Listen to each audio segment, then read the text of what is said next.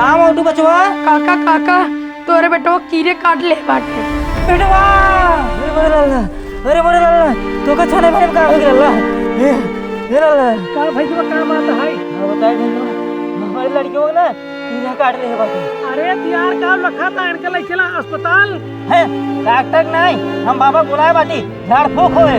अरे भैया पगलान हा का झाड़ फूक के चक्कर में ना पड़ा चला लेके अस्पताल में ज्यादा हम ज्ञान जिंदा अपन तू काम करा। अरे मोरे लाला बाबा हमारे लड़किया के जान प्राण सब तोरे हाथे बाटे बाबा। शांत रह जा बाबा आइए हैं सब सही हो गया लेकिन बहुत जहरीले सांप काट ले बा किंग कोबरा काटे बा बाबा। ऐसा मंत्र मारब नागिन आए और जहर पी चली जाए।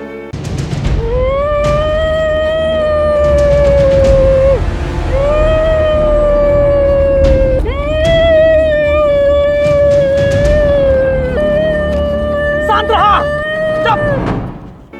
अरे यार का फाने बाटा तुम्हार बेटा मर की बाटा है।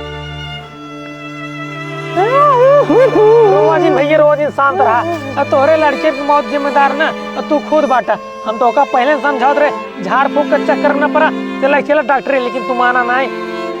अरे